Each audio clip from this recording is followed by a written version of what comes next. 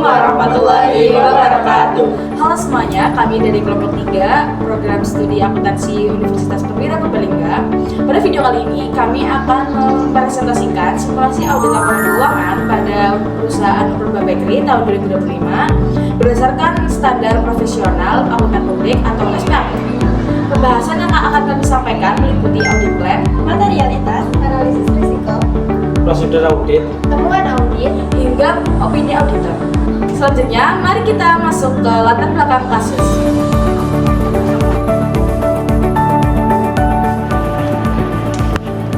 Purba Bakery merupakan UMKM di Kabupaten Purbalingga yang bergerak di bidang produksi roti dan kue sejak tahun 2021.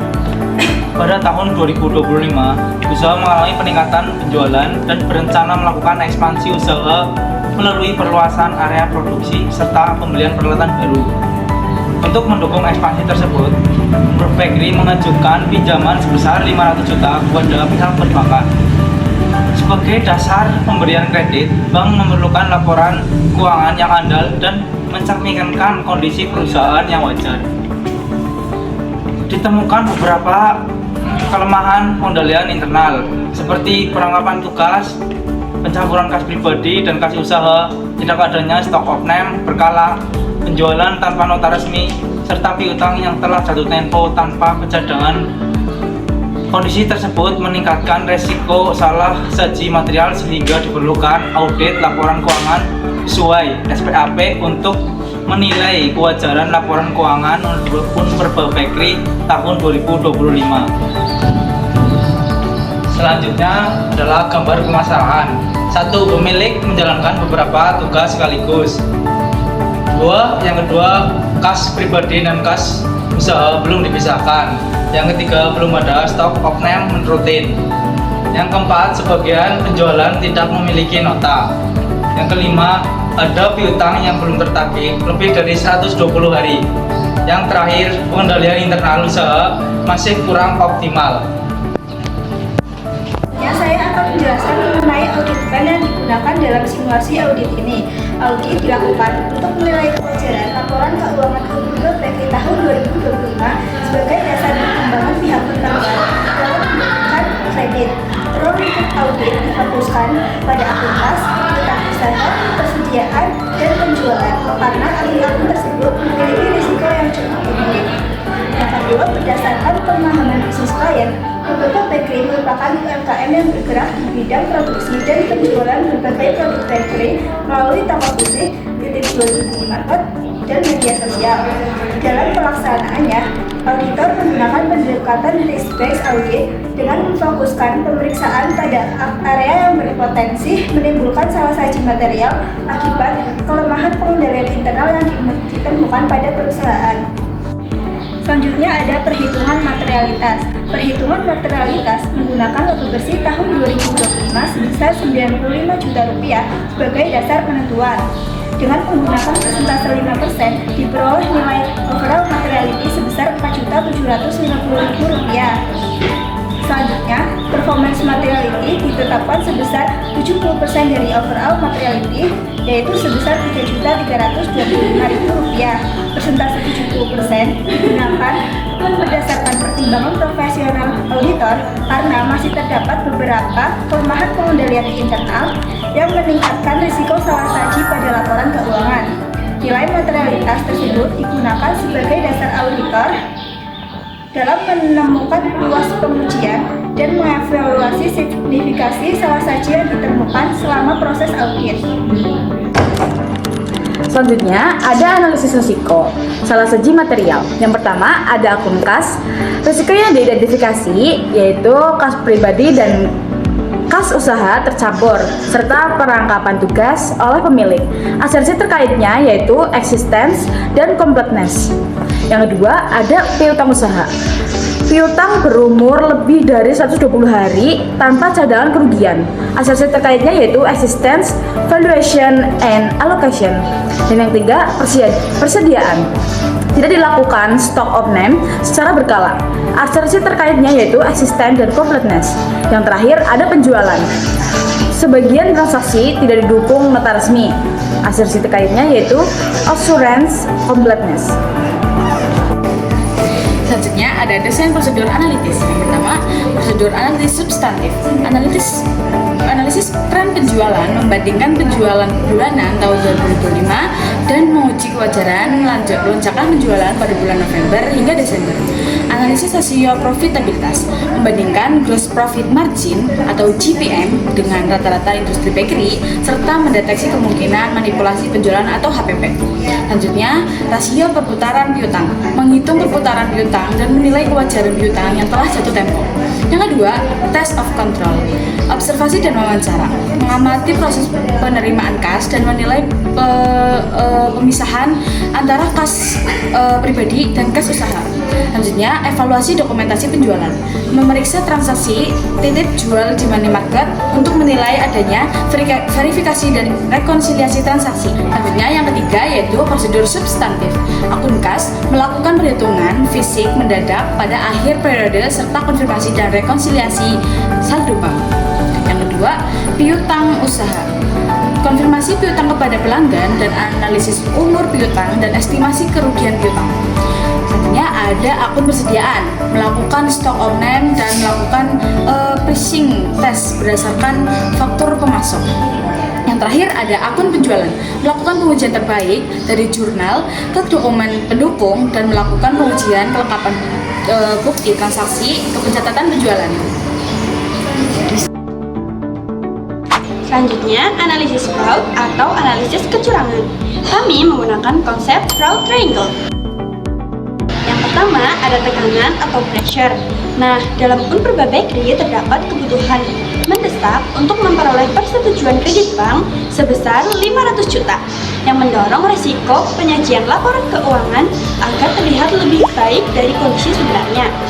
Lalu yang kedua, ada kesempatan atau opportunity. Nah, lemahnya pengendalian internal di Unperba Bakery seperti tidak adanya pemisahan tugas, penggunaan bukti transaksi yang tidak lengkap, serta tidak dilakukannya stok opnam secara rutin. Nah, hal ini membuka peluang terjadinya manipulasi dan penyalahgunaan aset.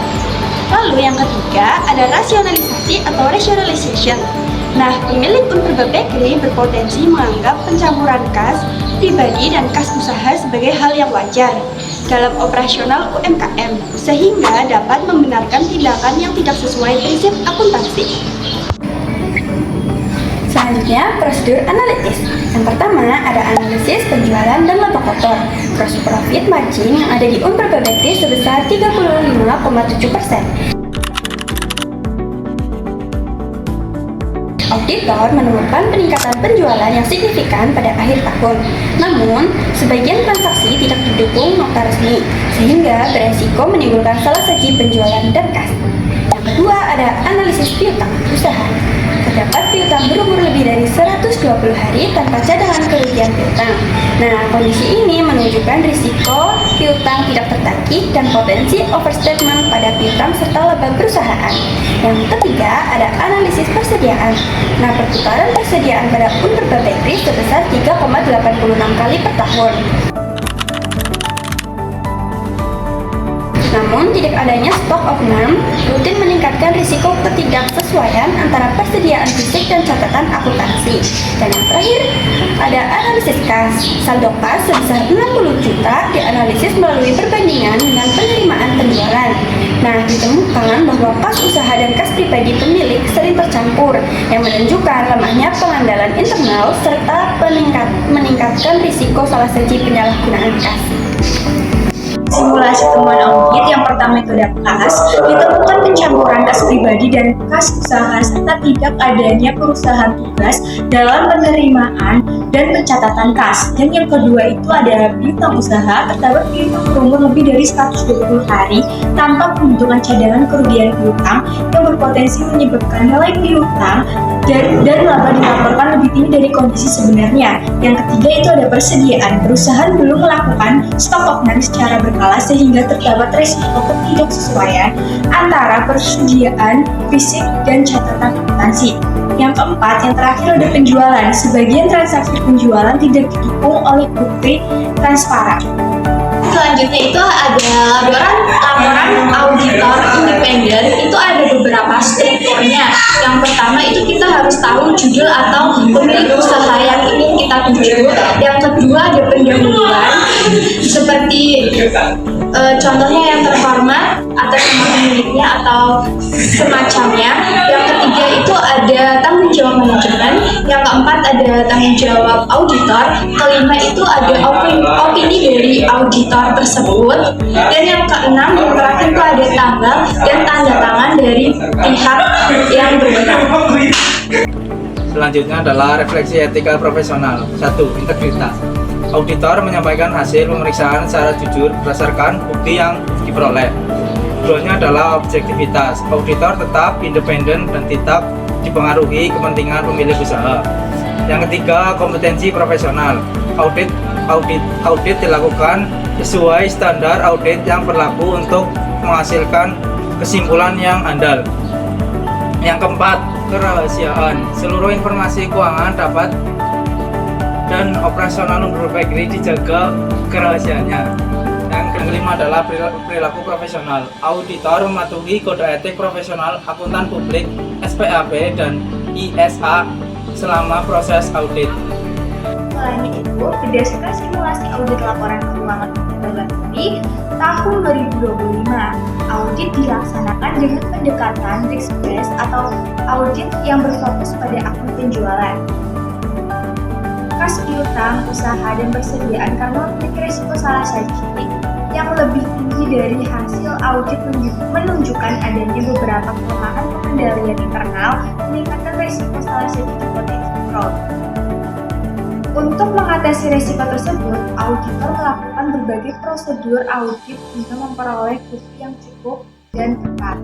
Oleh karena itu, perbaikan pengendalian internal serta penerapan etika profesi auditor menjadi faktor penting dalam mendukung keandalan laporan keuangan.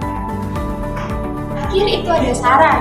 Untuk Bapak Ferry disarankan untuk memperkuat pengendalian internal melalui pemisahan tugas, pemisahan kas pribadi dan kas usaha, serta peningkatkan dokumentasi transaksi secara berkala. Perusahaan juga perlu melakukan stock opinion secara berkala juga, memantau umur piutang dan membentuk cadangan kerugian piutang yang guna mengurangi resiko salah saji.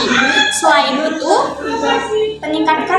peningkatan tata kelola dan kesadaran terhadap pentingnya pengendalian internal diperlukan untuk meminimalkan potensi fraud serta meningkatkan keandalan laporan keuangan.